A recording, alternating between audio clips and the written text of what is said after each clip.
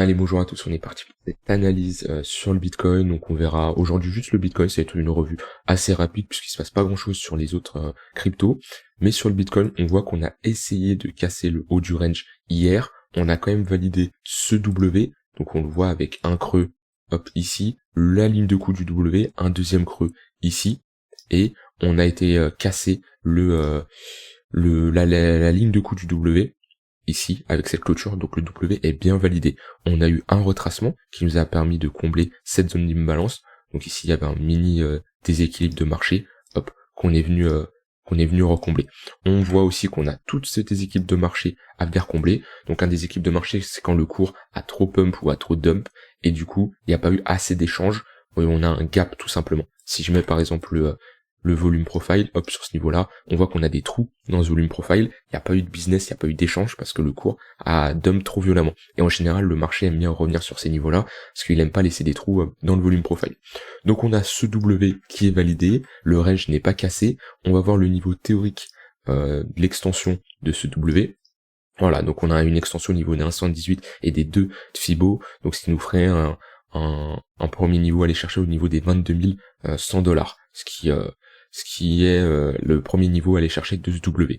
On est toujours en tendance haussière sur une unité temps 4 heures, vu qu'on fait des creux de plus en plus haut. On a un premier creux ici, un deuxième, et voilà, les creux vraiment, ils sont de plus en plus hauts. Tant qu'on n'inverse pas la dynamique, c'est-à-dire qu'on fait des creux et des sommets de plus en plus bas, donc pour ça, il faudrait casser ici, ça nous ferait un M, et on voit qu'on ferait un sommet, hop, un creux ici, un sommet ici qui est plus bas que le précédent et un creux ici. Et là on aurait par contre un M, ce qui est l'inverse d'un W et ce qui est assez bearish. Donc attention à pas se faire piéger parce que la cassure, la fausse cassure qu'on a eue hier, ça peut être tout simplement une prise de liquidité. Donc on piège les acheteurs qui rentrent qui achètent tout simplement à la cassure du range, sauf qu'on n'a pas clôturé, donc c'est une fausse cassure, mais il y a quand même des acheteurs qui sont piégés ici parce qu'ils se sont dit ok, il y a la cassure, on achète, et on a aussi liquidé les positions short où ils placent leur stop loss sur les plus hauts. Donc tous les shorters qui sont ici,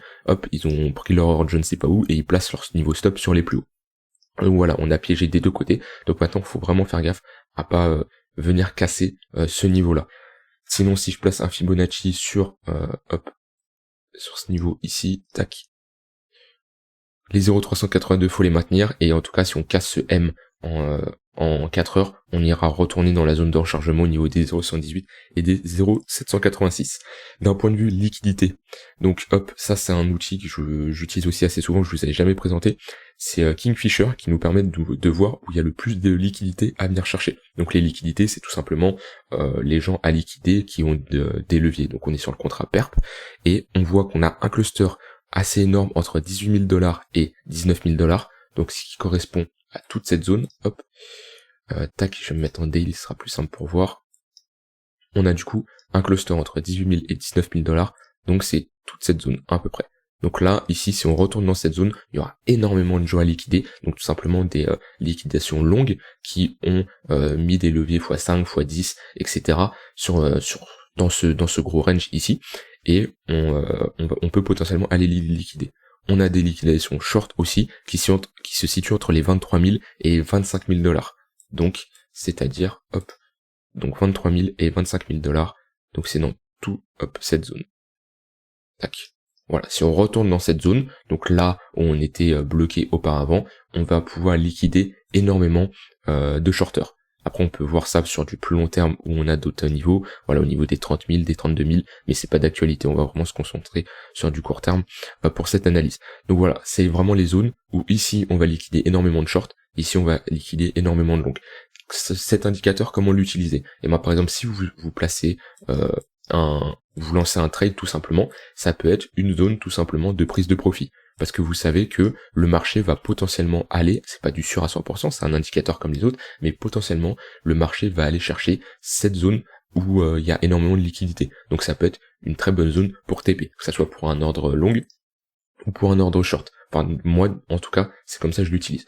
Donc voilà, on a nos zones de liquidité, à savoir qu'on a plus de liquidité short que de liquidité longue. Donc ici c'est on piégerait un maximum, enfin on liquiderait un maximum de shorters. Donc que ça soit des stop loss à venir chercher ou des gens qu'on short en levier x10, x20, etc.